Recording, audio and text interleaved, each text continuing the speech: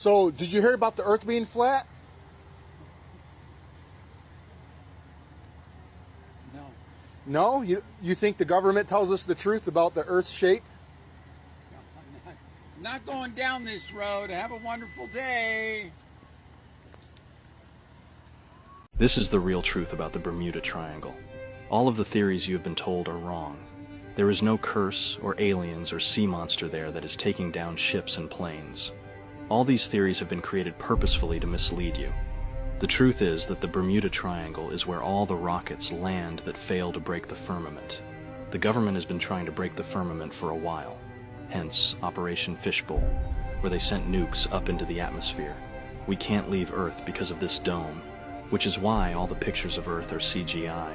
When rockets are shot up into the air, they all curve across the firmament and land in the Bermuda Triangle.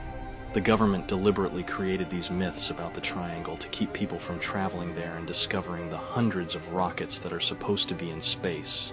And if anyone does try to travel there, the military will engage and stop you, threatening to attack if you go any further. This is all just a conspiracy theory, but the evidence is very convincing. What's the shape of the Earth? The globe model is based on the ideal that it rotates on its axis every 24 hours to see another image of the sun every single 24 hours. So that must mean we are spinning at 1,000 miles an hour. With that model ideal, 24,901 mile ball has the convexity of 8 inches per mile squared. It's not up for debate. I'm not going to argue with you about it. That's the shape of a 24,901 mile ball, whether it was Earth, a water balloon, a ice cream cone, or whatever you might want to call it. If it's a ball of 24,901 miles, it has the convexity of 8 inches per mile squared. So all I'm saying now is, where's the curvature? Where's the curvature? Because every time I look at a lake or an ocean, I never see curve. I just see flat sea level, not sea curve, sea level. And the first thing that the heliosexual, stole that from Caleb, is going to say is, it's refraction. It's refraction is the reason why we can see the tops of the buildings in Chicago. No. Refraction is why you don't see the bottoms of the building, actually. And you know what states it? Snell's law, which actually states that light is going to travel in a straight line, and it's going to go toward the denser medium, meaning it's going to go down. It's going to go down toward the bottom of the building, which means it's going to compress. It's going to compress everything. So when you get the Globey that says, yeah, that's a boat. It's a boat, and it's going over the curve. No, it's not, man. Like, this guy is not going over the curve either. You know, he's walking on a football field, as you can see. And he's walking away from this angle of perspective. That's it, man. That's not curve. So I'm just saying, a 6-foot height observation isn't supposed to be able to see past 3 miles. That should be the peak of the curve of the Earth. But we can see way beyond that. So we can come up with another excuse, or we can come up with a conceptual ideal that's a possibility that the Earth could be flat. You could say it's a globe over and over and over again, but if we now are stepping into 2023 and we have technology where we can see beyond the curve, it's not refraction every single time. Let's get real, guys. Let's get real. You can't give me a single verse that says flat. I can give you a verse that says globe. Game on, bro. 1537 Bible, 2 Samuel 11:11. Oh, weird. What's it say right there? Flat earth. And there you go again, so you can read it a little better. So now that I objectively proved that you were wrong, please concede. Also, your only alleged proof of a verse that says globe is a verse that says circle, and in that same book, they actually use a different Hebrew for the word ball. Keep grasping at straws, bud. To all of you who kindly tell me to do my own research instead of believing what I read in books, I could say the same for you. You were taught from kindergarten that you live on a spinning ball, and you believed it. You never bothered to research it, did you? You just believed everything they told you. You didn't know, of course, that the Vatican was the one who came up with this idea. You didn't know that they hired Copernicus to do this, and then they used him as a scapegoat and had him burned or hung or whatever it is they did to him. So, still, you believed them. You believed the Vatican. You believed your government. You know, those people that take all your money and lie to you and, would never hurt you. They love you, right? You believe NASA, the people that make billions and billions but don't produce shit. I'm sorry, except for tinfoil and I don't know what else they did, honestly. Oh, they sent a tinfoil ship with curtain rods and some tar paper to the moon, supposedly, but you're supposed to believe that because they said so and because they took pictures and videos. You believe that, but you're telling me to do my research and don't believe what I read in the books. Okay. What up, fam? So I made a video for Matt about 2 days ago, but it looks like he still needs a little help. He originally said you could see the curvature from 30,000 feet, which we know is absolutely ridiculous because you can't, and then he jumped down even more and said you could see it from the beach. But at the same time, we can take high altitude balloons, send them up over 100,000 feet, and it's completely flat. And the horizon rises towards eye level, which would never happen on a ball. So where's the curve, Matt? And again, another one. Where is it? Where's the curve? Nowhere to be found. I'm really looking forward to your rebuttal. And again, and there's a reason they call it the horizon, because it's horizontal. It's not curvy. Okay, so I want to apologize in advance because this is probably going to be a little bit of a lengthy video, but I want to get in as much information as I can for you and for everybody else asking this question. First, what does flat earth look like? Not what most people say, people that make fun of flat earthers. It's not a flying disc in space. According to the Bible, we are on a flat, level, immovable plane, set on firm foundation, covered by a firmament dome, to separate the waters below from the waters above in heaven, according to Genesis 1. Also, sun and the moon circuit within the firmament. The sun has the greater light to govern the day, and the moon has the lesser light to govern the night, according to Genesis 1 as well. The stars are fixed in the firmament. There is another verse in here that I'm going to get to talking about how the sun circuits in Psalm 19. But first, I want to start with the verse that you put on there, which is Isaiah 40:22. He sits enthroned above the circle of the earth, and its people are like grasshoppers. He stretches out the heavens like a canopy and spreads them out like a tent to live in. Is using this metaphor to talk about the firmament, how the firmament is a tent over us. So let me get to I have blue letter Bible screenshot, so let's go and look at the Hebrew. So here, the word circle in that verse, you see circle, circuit, and compass. Also has the word vault of the heavens. And then the word they use for tent, look, the sacred tent of Jehovah, the tabernacle, which is in Psalm 19, I'm going to show you. All right, and so I just took a picture of my notes on my own Bible. But it says, the heavens declare the glory of God, the skies, the firmament proclaim the work of his hands. Or the King James says handiwork. Day after day, they pour forth speech. Night after night, they reveal knowledge. They have no speech, they use no words, no sound is heard from them, yet their voice goes out into all the earth, their words to the ends of the world.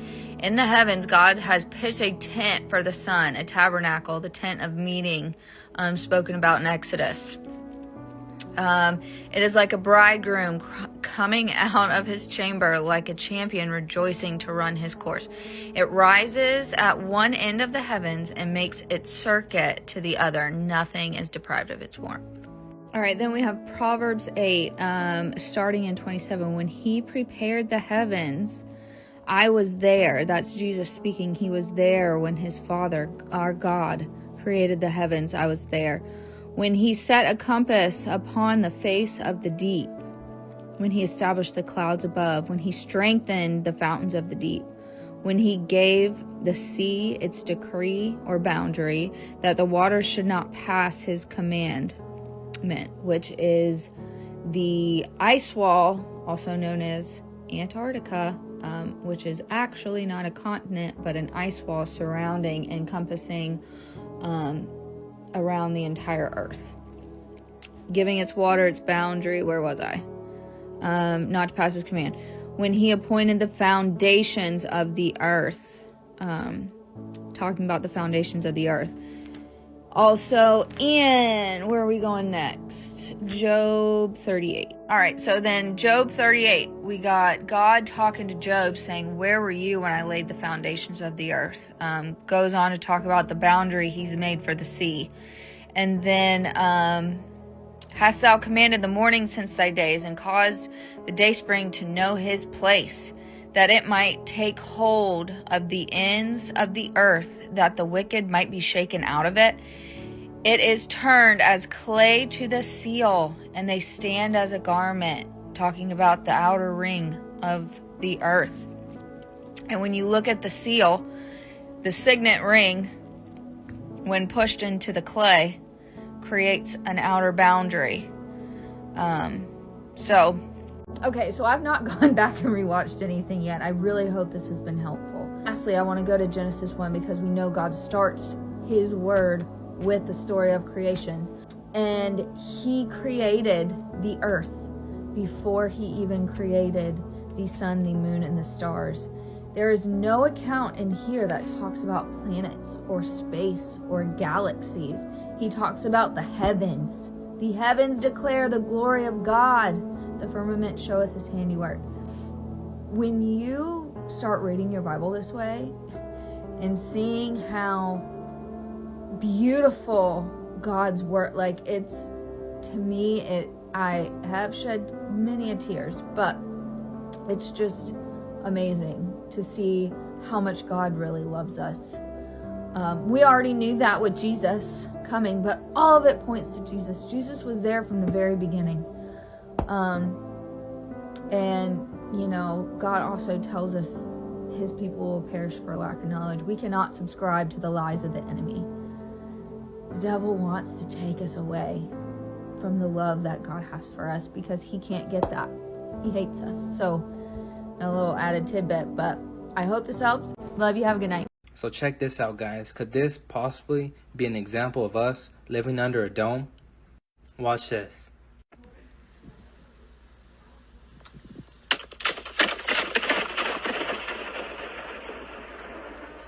Now come on, guys. That sounded exactly like thunder. I'm guessing this works because the sound that travels through the hollow dome and the sound of thunder could possibly be bouncing off the firmament or dome, since inside this dome is hollow. And God said, let there be a vaulted dome in the midst of the waters, and let it cause a separation between the waters. This world we live in is surrounded by water, with the dome separating the waters from the waters. And the sun, the moon, and stars are within this firmament or dome.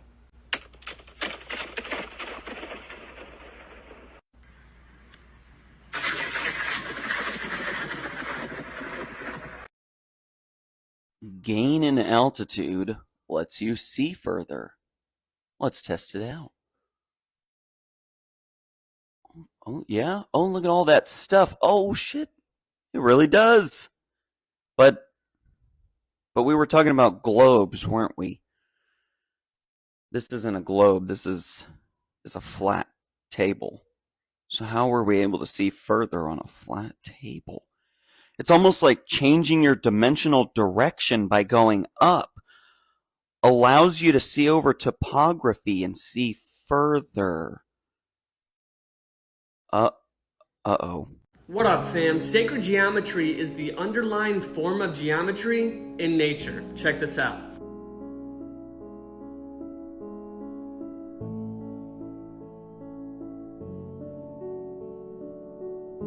Plants aren't the only thing that take on this shape. Snowflakes.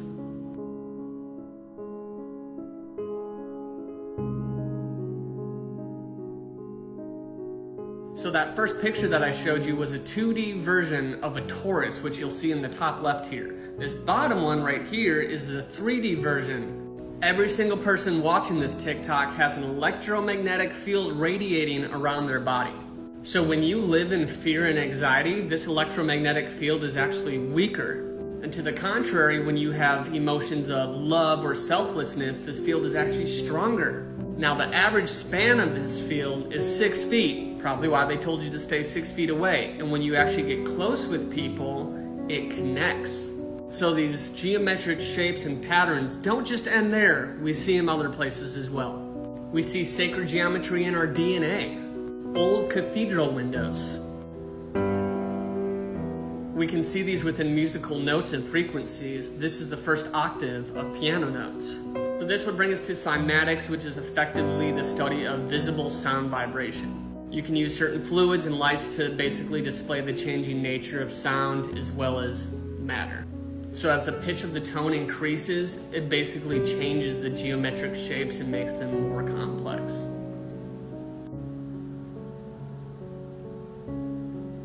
There's probably a reason he told us to think in terms of energy, frequency, and vibration. So staying on the topic of these geometric shapes, if you take a magnet and you put it on a ferrule cell, it actually lets you see these magnetic field lines. It's really beautiful.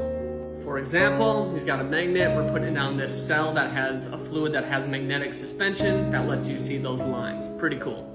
So with that being said, let's look at the path of the ISS over a geocentric Earth, and then we map that magnetic field over it. It matches perfectly. And remember, this is over a geocentric Earth, meaning the Earth at the center of creation. So as a demonstration, you got heliocentric, which is what they tell us that we're flying around the sun, or geocentric, which works perfectly within these magnetic field lines and that sacred geometry, which makes more sense to you. And it's of no coincidence that the paths of the planets, which are just wandering stars, follow within that magnetic field lines as well, perfectly over a geocentric Earth. Here's a picture showing all of them together. So we have people that have been able to use a supercomputer to actually map the position of the sun, and it falls within that torus field as well.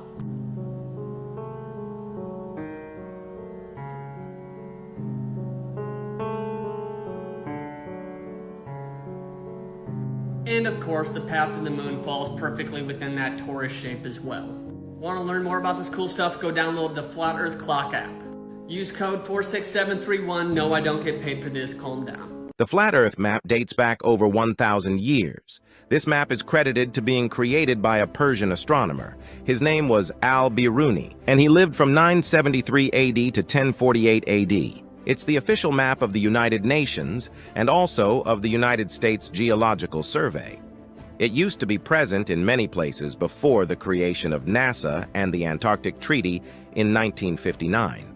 Here you see it with Admiral Byrd. This map has been restored by Dmitry from Russia with suggestions of mine, Eddie Alankar, known by my YouTube channel Flat Earth Banjo. I asked Dmitry to include the Bermuda Triangle and Point Nemo, a place deep in the Pacific Ocean where NASA buries rockets.